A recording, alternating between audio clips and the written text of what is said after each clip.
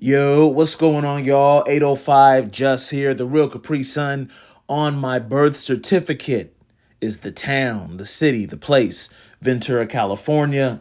That's where I hail from. Shout out to the entire Ventura County, the real 805. Everybody up and along the beautiful central coast of California, the Pacific Coast Highway. Shout out to everybody around and in the 805, connected to the 805. Let's get right into it.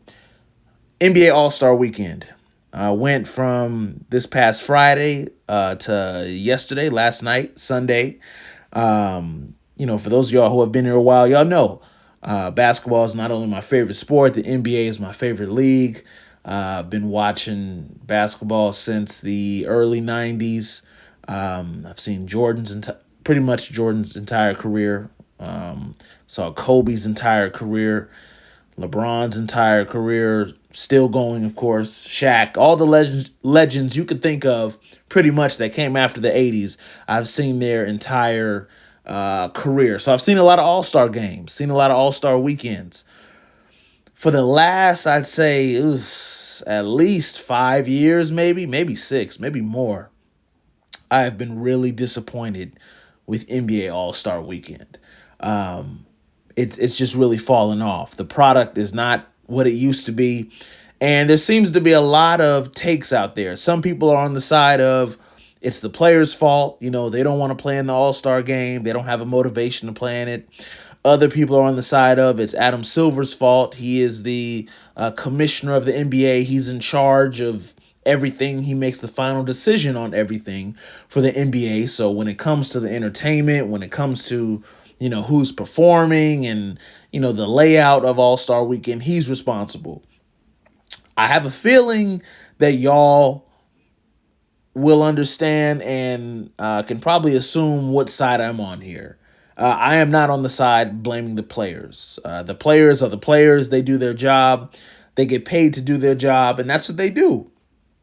So you can't blame them. Especially because NBA All-Star Weekend is not a mandatory thing. It's not, you don't have to be there if you don't want to be there. You don't have to play if you don't want to play. A lot of players who don't get voted to be All-Stars or who don't care, they take this time to go on a vacation. I think it was Paul George they showed over the weekend. He was somewhere, I don't know, somewhere tropical with his wife, looked like the Bahamas or Mexico, somewhere, the Caribbean, somewhere. But he's on a beach chilling during NBA All-Star Weekend. And we've seen this over the years. Players, they, instead of showing up to whatever town or city NBA All-Star Weekend is being hosted in, they take that time to take a nice little mini vacation because, for those of us who follow the NBA and, watch or tune in, NBA All-Star Weekend is 3 days, Friday, Saturday, and Sunday. Friday is probably the lightest day or lightest night, I would say. That's just the celebrity All-Star game, which, we'll get into later because I did watch a little bit of that. Saturday night is, I would say, probably the biggest night because, at least in years past, that is the night of the dunk contest, which is usually the most popular event of the weekend outside of the All-Star game on Sunday, which was last night. We'll talk about that too. So I think the biggest thing that probably, got a lot of views and reached a lot of people was that at the last minute, LeBron said he's not playing. LeBron was voted an All-Star. He showed up in San Francisco. They showed him in the locker room. They showed him talking to players. And he did a interview before the All-Star game, basically saying he's not playing. Now, he said it was due to, ankle soreness or foot soreness or something like that.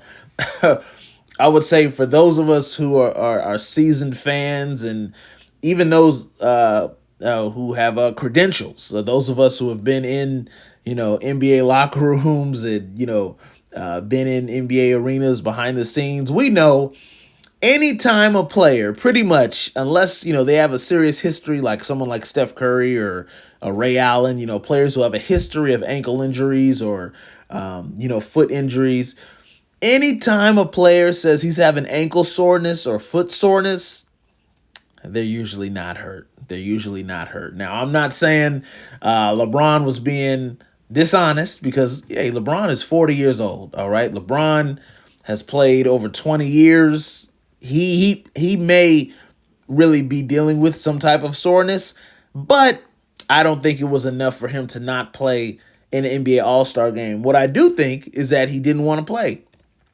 And I don't blame him. I don't blame him at all. Like I said, over the last few years, I have no idea why. I think I know his reason, but I don't agree with it. Adam Silver, commissioner of the NBA, who took over after David Stern back in 2014, I think it was. Adam Silver keeps changing the format of NBA All-Star Weekend. They keep changing how the events go. They keep changing how players are voted for. They keep changing how the All-Star game is played on Sunday. And I think players have had enough. I'm not even a player and I've had enough. I'm just a fan. I'm just someone who is behind the scenes a little bit. And I've had enough. Watching it is a headache. And the same thing happened again this year with the All-Star game. They split it up into like 4 different teams. And it was like a tournament style where, you know, the best team, the team that wins each game moves on and advances. Then there's one big game at the end of the night. And there was a team that was like the OGs, quote unquote, where it's the older, more veteran players, and they're playing against, you know, the young guys who are rookie. Like it's just too much. It's, you know, for those of us, or for those of you listening, and shout out to y'all who are listening and all my subscribers. I appreciate y'all the most. You know, if you've been watching professional basketball, specifically the NBA, for long enough, you know the classic, the original format of NBA All-Star Weekend, especially the All-Star game, it's just East versus West. It's just the Eastern Conference versus the Western Conference. You have all the best players from the East Coast play against all the best players from the West Coast. And that's it. And that's it. And that's how it was for so many years. I never saw a problem with it. I don't think that format was problematic. I don't think it was even getting old. I don't think any fans got tired of seeing the East versus West. We've had great battles over the years. Back when Kobe was playing, back when Jordan was playing, even Magic, even back to Jerry West. Like the East versus West format worked, in my opinion. I guess it didn't work for Adam Silver. So they switched it up this year. It was no longer East versus West. Like I said, it's the OGs versus the young guys, and, you know, the international born players versus it's like, man, once you get into separating the players like that, and like, it's just doing too much. It's doing too much, and it's not necessary. On top of that, for the first time, at least in all my years of watching NBA All-Star Weekend and the All-Star Game, I've never seen this. Last night, at the All-Star Game, or All-Star Tournament, because it really wasn't just one game. It was like 4 different games with multiple long commercial breaks, but you know, we'll get into that. They had a host. They had an MC pretty much for the entire night, which is not common. I mean, most All-Star games, you know, they do have the PA announcer, of course, but, you know, you just have the commentators talking about the game, but you don't have an MC. You don't have a host.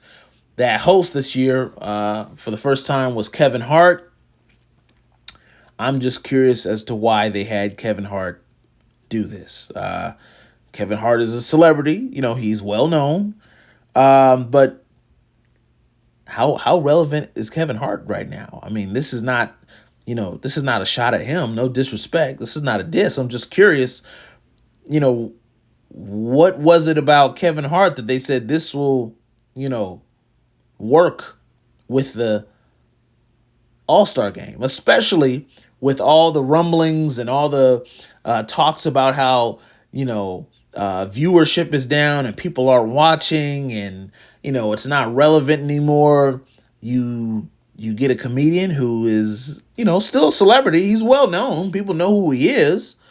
But how, like, you know, how popular is Kevin Hart right now? Like, what was his last good movie? What was his last good comedy, you know, stand-up comedy special? I could think of some other comedians or other personalities that are a little bit more relevant or a little bit hotter right now. You know what I mean? So it's not hate. It's just facts. It's, if you look at other people who are, you know, kind of more relevant when it comes to Hollywood, and there's other names that could have been thrown in the hat. There's other people that could have been chosen for this position.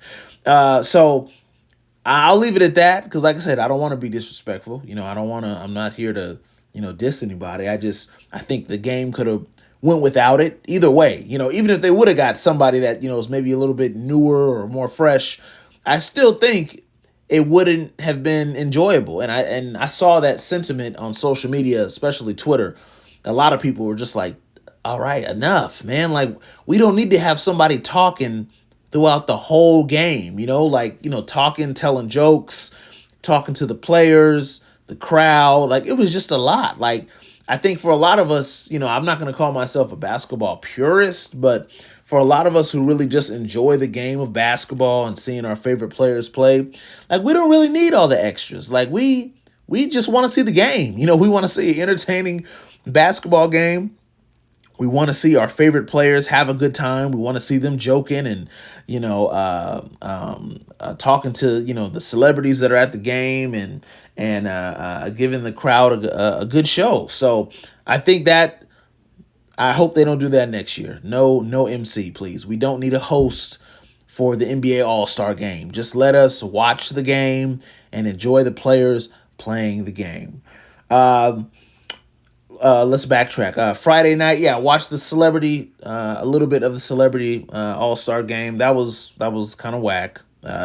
They could either get rid of that or find a better way to do it. Maybe make it, old school players or something. Or, but nah, that was whack. I think they need to do a better job of even picking the celebrities because it's like, are y'all picking people that even ball? Are y'all picking people that hoop? Like, there's people out there that it's like they don't even look like they play basketball in their spare time, like recreationally for fun. So it's like, okay, we get it, they're popular or they have a big fan base, but what is their connection to basketball? Do they play basketball? Like, what? This is not making for a fun game to watch, or you know what I mean? So, Celebrity All-Star game was whack. Saturday night, we had the skills challenge, we had the 3-point contest, and then the last event of the night, which is the dunk contest. Skills challenge was whatever. That is what it is. Players dribbling, throwing passes. It is what it is. It's all right, I guess. 3-point contest. Can't really get rid of it because you got to have something for the shooters. I believe Tyler Hero of the Miami Heat won that, if I'm not mistaken. So that was all right. Then we get to the dunk contest, which for many years was like the best event of the weekend. If not one of the best event of the weekend, because you have so many legendary dunkers and participants, from Michael Jordan to Vince Carter, to Nate Robinson, to Zach LaVine. Just so many players that have put on great performances in the dunk contest. But for the last few years, it's been really terrible. This year, it was all right. It was all right. Shout out to Mac McClung. A lot of talk about him because he's a G League player. I don't see anything wrong with them having a G League player participate. With the G League being basically the development league connected to the NBA. So technically, he's not on an NBA roster when he participates. But it was all right. I mean, he won again. He's won 3 in a row. And Adam Silver basically keeps calling him up to participate and then sends him right back down to his league, after All-Star weekend. So I don't know how Mac McClung feels about it, if he, feels like it's, disrespectful at all. I did definitely tweet that Mac should start charging the league because he's clearly the only guy that can win the dunk contest at this point. He's clearly the only guy who could even keep it alive or keep it entertaining. Look, I'm asking for some money. I'm asking for more money. Like, this is like I'm doing freelance work, because if I'm the only one keeping this thing alive, hey, give me a couple million and I'll come out and, throw some dunks down and entertain the crowd. So I saw people on both sides of the fence. Some people thought it was entertaining. Some people thought it was whack because we've seen this same guy win 3 years in a row, similar dunks, so it is what it is. Either way, Adam Silver needs to get some. He needs to get some different people to contribute to how the NBA All-Star Weekend and how the All-Star Game is played and ran. And my thing is just go back to the basics, man. Just go back. I think him making so many changes is what's making the viewership go down. It's what's making celebrities not want to go to the All-Star Weekend. It's what's making, ticket sales be low. You're making too many changes. Sometimes things aren't broke, and you start making too many adjustments, and now you break it, and now it's broke. And now people don't want to watch, people don't want to go, and people complain. So that's how All-Star Weekend went. That's how I saw it. And I'd love to know what y'all think. Please comment below if you're interested. As always, I appreciate y'all, especially the subscribers. Thank you for being subscribed to my channel. We have a good time here. We have a really good time here, and I look forward to putting out some more videos this week for y'all. And as always, peace, peace.